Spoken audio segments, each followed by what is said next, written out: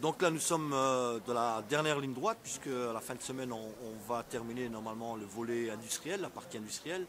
Donc la direction doit répondre à un certain nombre de questions que nous avons posées, notamment sur le nouveau schéma industriel qu'elle veut mettre en place entre Dunkerque, Florange et Bassindre. On a un certain nombre d'interrogations qui ne sont toujours pas levées. Et à la suite de ça, on devrait commencer la négociation sociale, donc le reclassement du personnel, les mutations, si mutations il y a, enfin, tout le volet social, la partie accompagnement, s'il y aura des départs en retraite, des pré-retraites, des choses comme ça. Et ça devrait commencer dans les prochaines semaines. Néanmoins, nous on attend toujours une réponse claire, nette, de la part de François Hollande, puisque pour nous, le dossier Florange n'est toujours pas terminé. Nous espérons encore, et nous allons combattre là-dessus, pour qu'à terme, on continue à produire de la fonte en Lorraine, et notamment avec les hauts fourneaux de Florange. Et là-dessus, le projet Ilcos est la clé d'entrée. Et là, le président a matière à reprendre le flambeau et faire en sorte d'obliger Mittal à investir dans ce projet-là et faire en sorte que les hauts fourneaux redémarrent, non pas à 6 ans, comme il nous le laisse entendre, et encore, ce n'est même pas une garantie, mais dans un délai que nous estimons raisonnable, 2 à 3 ans. Voilà le combat qu'on mène actuellement. Et j'espère que prochainement, le président va revenir à Florange pour solder ce dossier-là, parce qu'il ne peut pas rester en l'état. Intimidée parce que vous êtes là et que je vous présente mon travail. Je suis intimidée et émue aussi parce que c'est un film dans lequel j'ai mis beaucoup de moi, bien évidemment, mais beaucoup de soi dans tous les films qu'on fait, mais certains ont une importance, de manière parfois imprévue, ont une importance particulière. J'étais venue par hasard ici en Lorraine il y a 21 ans. J'ai en face de moi ce visage avec qui je suis restée amie depuis 21 ans et qui m'a aidée aussi à revenir ici. Je suis contente que tu sois là, Jean-Louis, ce soir. Vraiment. On se connaît depuis longtemps, c'est une longue amitié. Je suis venue par hasard il y a 21 ans et je ne crois pas beaucoup au hasard, dans cette histoire comme dans d'autres. J'ai vu des hommes travailler, j'ai passé des nuits dans ce haut fourneau à Utange que j'ai trouvé magnifique. J'ai trouvé magnifique l'acier, j'ai trouvé magnifique les visages, j'ai trouvé magnifique le travail, j'ai trouvé magnifique les mots que vous mettiez les uns et les autres sur votre travail. Certains d'entre eux sont là, je les ai vus tout à l'heure, les gens du Canche qui sont là. Et puis le temps a passé, j'ai gardé la Lorraine dans un coin de ma tête, comme ça, quelque chose qui fait partie de votre vie, avec lequel vous traverser d'autres histoires. Quand on est journaliste, on a la chance de rencontrer beaucoup de gens, de traverser beaucoup d'histoires. Et puis, nous sommes restés en contact avec quelques-uns, avec quelques Lorrains. Et puis, je me souviens de Gandrange en 2007, de cette campagne, puis de ce mandat de Nicolas Sarkozy. Et j'ai vu que Gandrange, et puis les ouvriers d'ici, et puis la question de la sidérurgie d'ici, prenait une place très importante sur la scène politique et évidemment dans tous les médias. Vous vous souvenez comme moi de 2007, vous vous souvenez comme moi des promesses et évidemment de la suite de l'histoire. Donc voilà, la Lorraine est restée comme ça dans un coin de ma tête, est revenue en 2007. Je travaillais à l'époque pour une émission politique et donc j'ai un peu suivi ça. Et puis la campagne 2012, il y a juste un an, les candidats reviennent ici, en tout cas un candidat qui est devenu président de la République revient ici. Et ce 24 février 2012, j'étais devant la télévision, comme beaucoup d'entre vous, après cette journée que vous avez passée ici, à accueillir, recevoir, je ne sais pas quel mot utiliser, en tout cas recevoir la visite du candidat Hollande. Et puis j'ai vu ces images et j'ai écouté ce qu'il disait. J'étais évidemment très sensible à ce qu'il disait, et dans la nuit qui a suivi, donc dans la nuit du 24 au 25, j'ai écrit La promesse de Florange, qui était un film qui, dans mon esprit, venait boucler cette boucle voilà, de quelqu'un qui, je ne suis pas d'ici, je ne suis pas des vôtres, je ne vis pas au quotidien ce que vous avez traversé depuis 20 ans, mais je crois avoir senti il y a 20 ans et depuis un an tout ce que vous avez traversé, vos espoirs, vos désillusions, les grands bonheurs, les déceptions. Et j'ai eu envie de confronter ce que vous êtes, vos visages, vos mots, l'amour de votre travail, à cette promesse politique. Et donc, j'ai écrit cette promesse de Florange en me disant je vais essayer, si une chaîne accepte de me suivre, de traverser cette première année de ce mandat, de ce candidat devenu président, en inscrivant le premier tournage au jour du deuxième tour, on ne savait évidemment pas à ce moment-là qui serait élu, et en portant ce film à l'écran un an après. C'était mon envie, de raconter une année dans la vie d'une promesse et une année dans la vie des femmes et des hommes d'ici. Voilà ce que je voulais vous raconter pour la coulisse de cette promesse de Florange, que je suis très heureuse, très émue de vous présenter. Pour moi, il était impensable de ne pas venir présenter ce film ici, en premier. Demain, on fait une avant-première à Paris. Mais indépendamment des dates et des disponibilités des uns et des autres, je voulais que ce film vous soit montré à vous en premier, puisque vous êtes les acteurs, les actrices, au bon sens du terme, évidemment, de ce film. Évidemment, tout le monde, tous ceux qui ont lutté ne sont pas dans ce film, mais je l'espère traversent ce film, soit parce qu'effectivement, comme ça, il y a un visage, une silhouette, ou en tout cas par les propos qui sont rapportés par les uns et par les autres. Donc pour moi, il était absolument indispensable de vous le montrer en premier. Il sera diffusé sur France 5 dans une semaine, mardi 16 à 20h30. On a une très belle presse, on est très heureux, parce que les journalistes de la presse régionale et nationale nous suivent.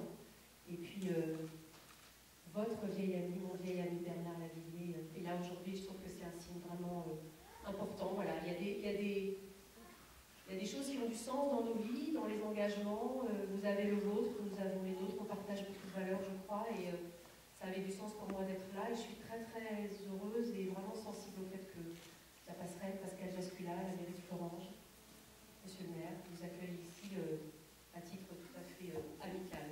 Voilà. Ouais, dans les écrans, je voudrais que nous rejoignent, s'il vous plaît, Lionel, Louis, je suis émue, Antoine, Édouard, Greg, Jérôme, Ali. Oui, venez s'il vous plaît. C'est vous, c'est film. Maurice, Thomas.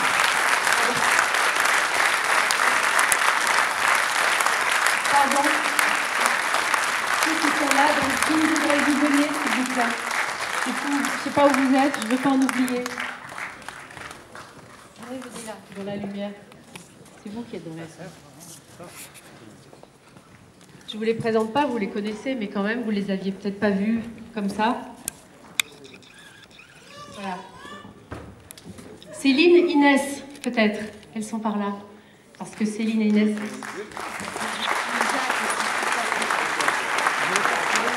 Delphine, j'essaye de n'oublier personne. Oui, les femmes, il faut qu'elles soient là, les femmes aussi. Elles ont veillé sur leurs hommes, un petit peu.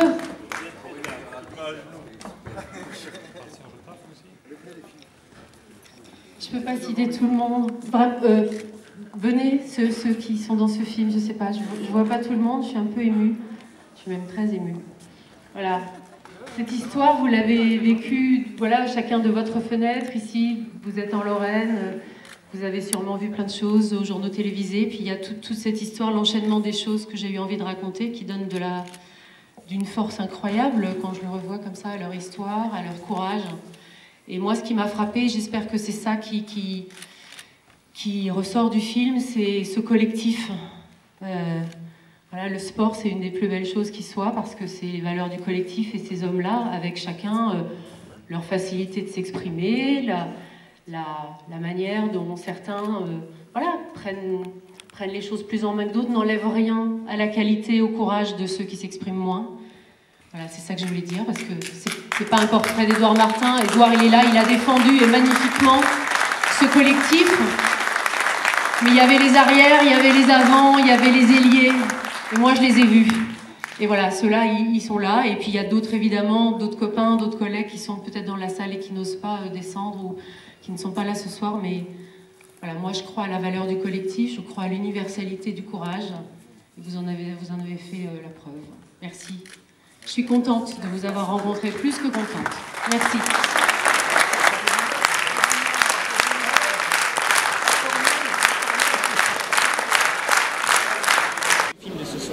J'ai trouvé excellent, extrêmement juste et pas larmoyant. C'est les gens d'ici, c'est la sidérurgie lorraine énorme. J'ai pensé que c'était pas du tout démagogique, que c'était juste. C'est juste un peu difficile à regarder quand on a vécu ces choses-là. Et moi, je connais la Lorraine depuis très longtemps. C'est toujours difficile à regarder quand il y a les présidents successifs font raconter n'importe quoi en disant on va sauver la Lorraine. Et c'est terrible à regarder, mais il faut absolument le voir. Parce qu'au moins, ça vous apprendra à lutter, moi je pense. Voilà, c'est ça. Mais ce que je retiens, d'abord, c'est une grande aventure. Une grande aventure humaine, une bataille qui a été menée pour l'emploi, pour l'industrie, pour la vallée, pour l'avenir de la Lorraine. Et au cours de cette bagarre, moi j'ai découvert des gens généreux, courageux, et qui nous ont donné une grande leçon de vie. Et dans le rôle que j'ai pu jouer en tant qu'élu local, moi je suis très heureux de les avoir accompagnés, d'avoir été à leur côté matériellement, moralement, physiquement.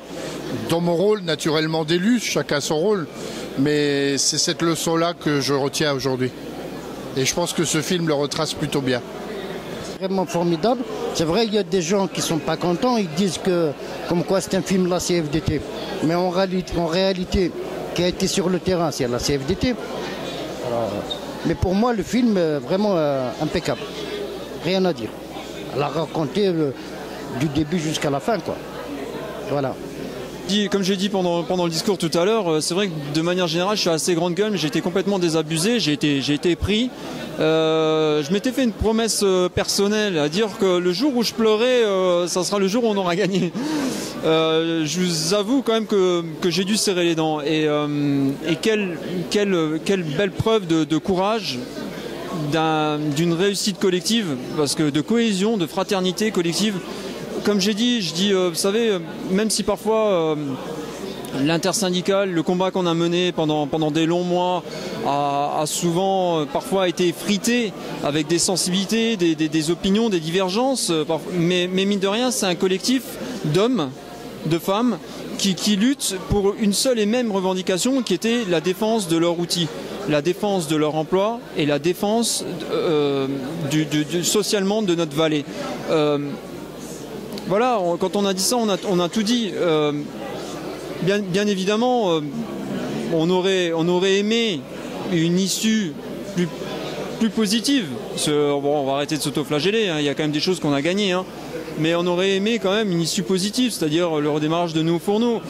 En l'occurrence, voilà, c'est la marge de manœuvre s'amenuise, ça devient extrêmement compliqué. On rentre dans un processus de mise sous cocon qui va arrêter la chauffe de Cooper, qui va annoncer la mort de nos fourneaux. J'ose espérer, et là je suis d'accord avec Ardor Martin, j'ose espérer que si Monsieur Hollande prépare une visite, bah voilà, que ça soit une visite western avec un joker dans la manche, quoi, avec quelque chose de concret, parce qu'on n'a pas changé d'iota, nous on jugera aux actes.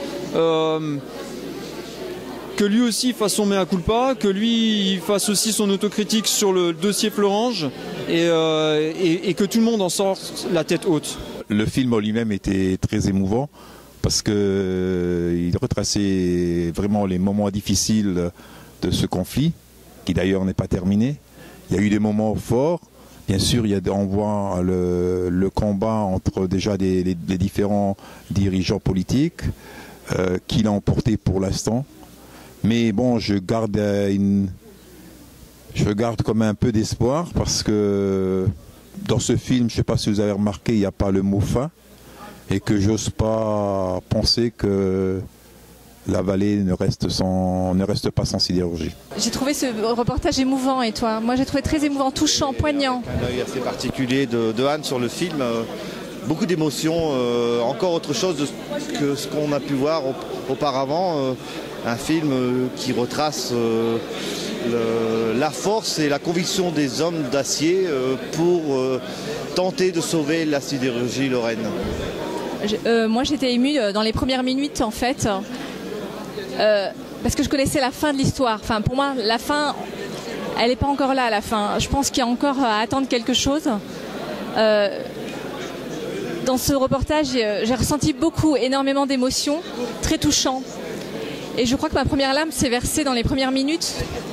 Et parce que j'ai vu le combat de ces sidérurgistes, de ces familles, de ces femmes qui soutiennent leur mari.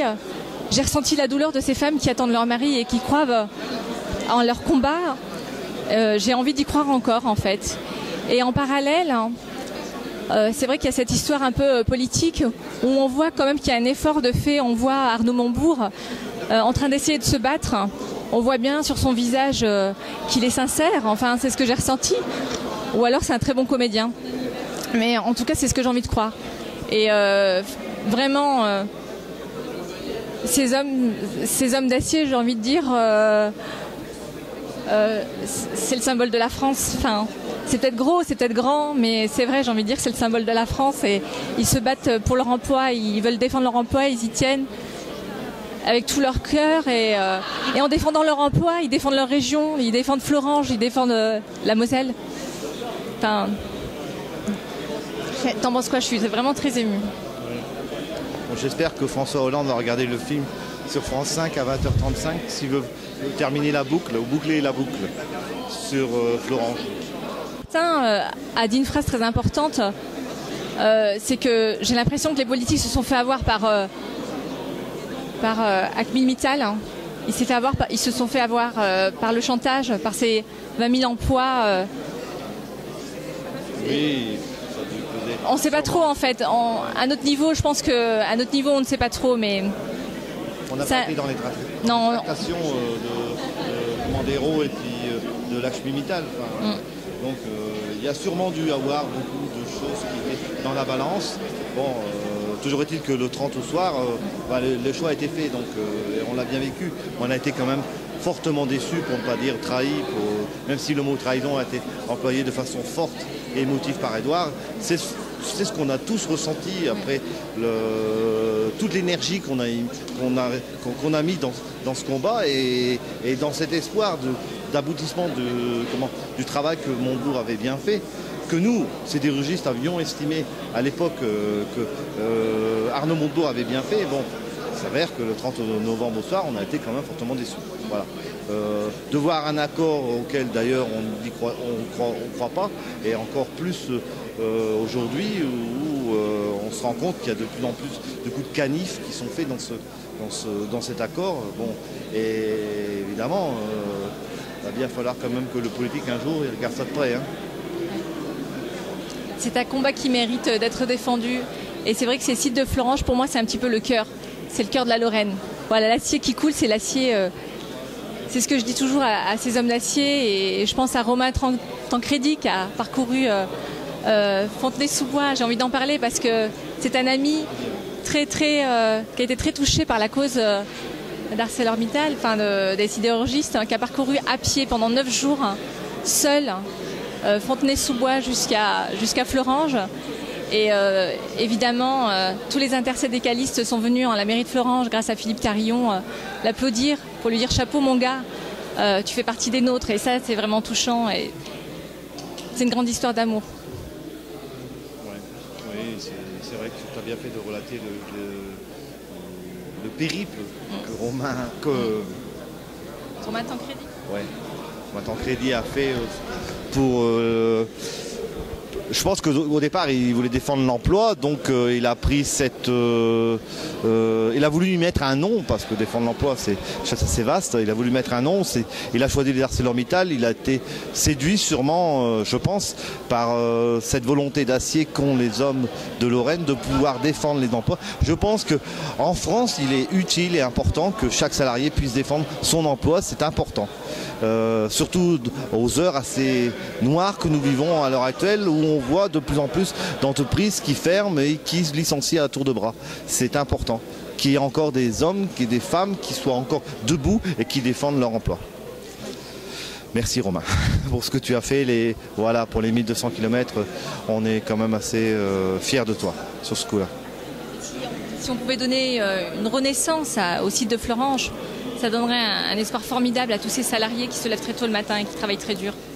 C'est l'histoire d'une bande de copains qui sont des sidérurgistes qui ont vu le ciel leur tomber sur la tête avec la fermeture des hauts fourneaux de Florange, l'annonce de la fermeture des hauts fourneaux de Florange, et qui ont pris leur destin en main. Et c'est ça que j'avais envie de raconter. C'était une année dans la vie d'hommes qui prennent leur destin en main et qui se battent pour leur travail, pas pour avoir une fiche de salaire à la fin du mois, mais pour travailler avec leurs mains. Et c'est pour ça que je trouvais que la chanson de Bernard Lavilliers, Les Mains d'Or, correspondait bien à cette lutte. Il sera diffusé quand sur France 5 ? Alors, ce documentaire sera diffusé mardi prochain, le 16 avril à 20h30 sur France 5. Il sera suivi d'un débat auquel seront présents Catherine Trottmann, députée PS européenne, Édouard Martin, et puis la journaliste Elsa Freyssonnet qui vient d'écrire avec sa consoeur Valérie Astruc le livre qui s'intitule Florange, la tragédie de la gauche, qui vient de sortir en même temps que le livre d'Édouard Martin. Voilà, donc il y aura un petit débat derrière le documentaire, et donc il sera diffusé dans une semaine.